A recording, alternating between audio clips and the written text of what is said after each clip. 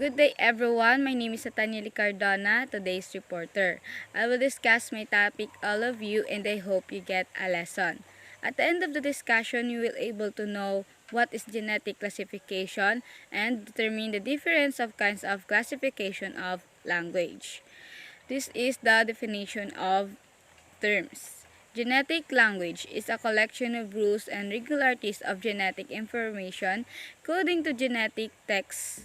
Language classification is the grouping of related languages into the same category.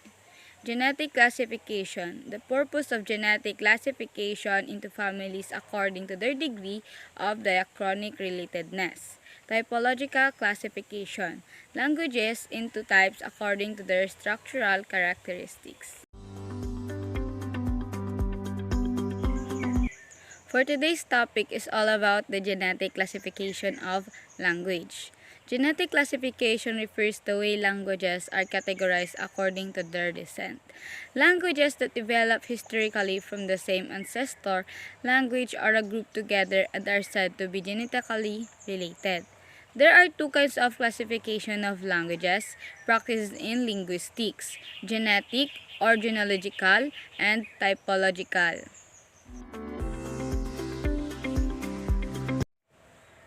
The genetic classification of languages, it is finding out how languages are related, is currently the field of linguistics that has the most controversy and arguments. The beginning of the serious classification of languages pretty much began with Indo-European, although even before that, there had been work on other language groups. Next, I will discuss how was Indo-European discovered. Sir William Jones, a British judge in India, compared lists of the same words in Arabic, Hebrew, Sanskrit, Avestan, Classical Greek, Latin, Gothic, Old Irish, and Turkish.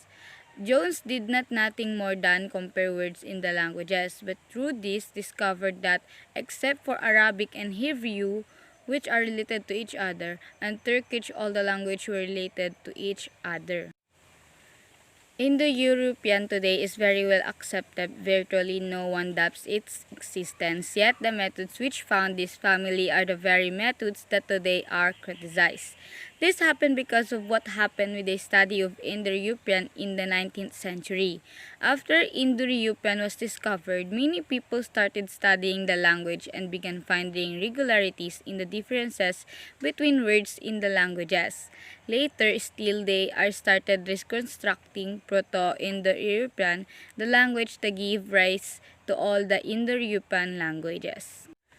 Next is kinds of classification of languages. First is genetic classification. The purpose of genetic classification is to group languages into families according to their degree of diachronic relatedness. In other words, languages are grouped based on how they were developed and evolved throughout history, with languages which descended from a common ancestor being grouped into the same languages family. Typological classification is the second.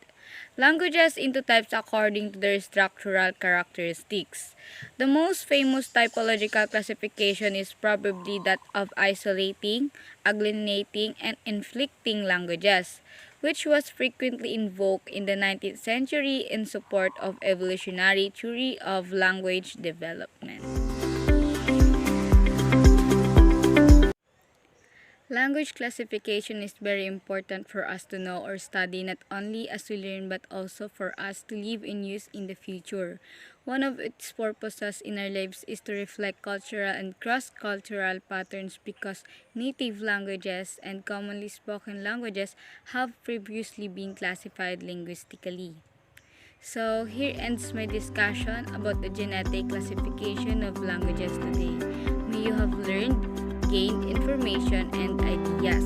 Thank you for listening and watching this video presentation. Have a great day ahead. God bless.